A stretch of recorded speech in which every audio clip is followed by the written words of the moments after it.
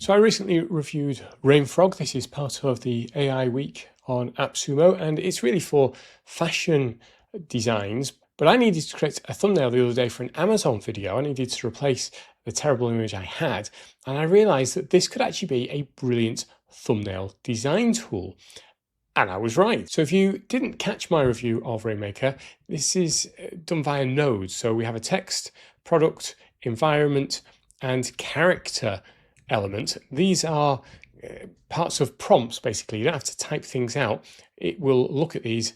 And so it's taken all these elements and put them together to create a thumbnail. And that's in my current style.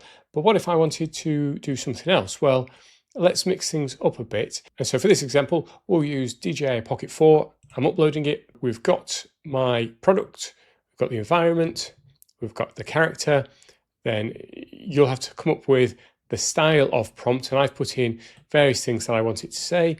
And so if I said generate 30 credits, this is now going to create a new thumbnail with a different product, but in my style.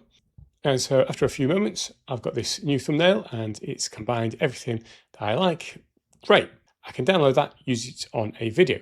What if though I want to go for a different style? Well, change the environment. So I'm going to go to YouTube. Let's have a little look at some Pocket 4 videos. Now, at the moment, this is swamped of Pocket 4 versus 4 Pro. I want something. Oh, see, this one's quite good, isn't it? So if we share that, copy that, and then if you just search for a YouTube thumbnail downloader, you can just put in the URL, grab that thumbnail.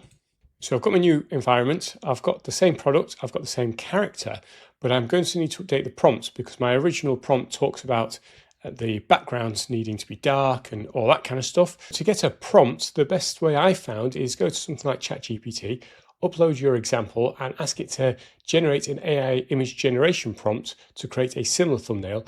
And you probably also need to add in a little description about yourself. So it's come out with a prompt, and I didn't ask it to make it for a camera. I just said make it for similar thumbnails. So this should be a generic prompt so I can reuse this workflow. Now let's give it a generate. And there we go. It's done a pretty good job. It's maybe got the dimensions a little bit wrong. It's making that camera look massive. So I probably need to adjust my prompt. In terms of the theory, that seems to be working quite well, doesn't it? It's put it in a situation similar to this one. I'm not always a fan of that kind of simple text. That's me needing to adjust the prompt though. Let's maybe try it again with a different set of variables and see what happens. So for this test, I'm going to try out with a chair. I've grabbed another example thumbnail, so we've got quite a different example, still me, and I went through the prompt, and the prompt for this one did say make the object large. So I hadn't spotted that when I copied it over, so be careful of what you put in here because it has literally enlarged the image. So let's generate this. So I've changed some of the prompt. I've also adjusted the text and how that should look as well. Let's see if this performs a little bit better. So this text box here is very important if you're going to use it because that is going to give really strong direction to what the AI generates. And so make sure, if you're having trouble, make sure that your prompt is correct and doesn't contain any instructions that you've missed, such as enlarge the object. Otherwise you end up with an enlarged Pocket 4, which obviously doesn't look great in the hand. So we've got the chair.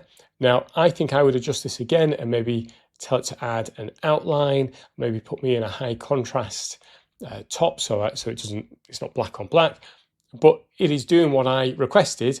It's got let me just show the original. So there we go. Is it worth it? So I've forgotten to tell it to do like a glowy outline, but it's put it into the correct environment. It's blurred the background to give a bit of depth of field. Is it worth it?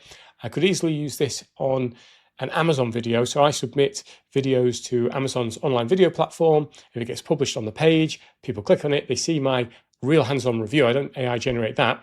And that's how I can make a little bit of money from Amazon on-site sales. But I'm trying to improve the thumbnails that I use. And I think this is going to be a great tool for that. When I logged in to record this, they've done an update since I made the video the other day. And they now have talking videos available, or talking video workflow.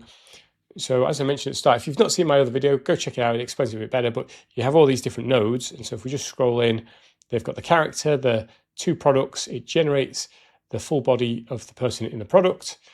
They've generated an image, and then they've used that image to generate a video.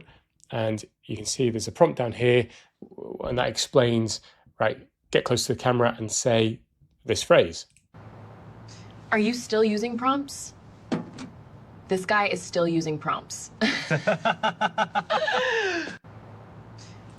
And so they've got a few examples in here, but you can copy this workflow. You just clone the project and drop in you or your characters, and you can basically recreate all of this. You could, if I drop myself in, actually, I could recreate myself as this person in this video, but I'm not going to do that now because that'd be a waste of my credits.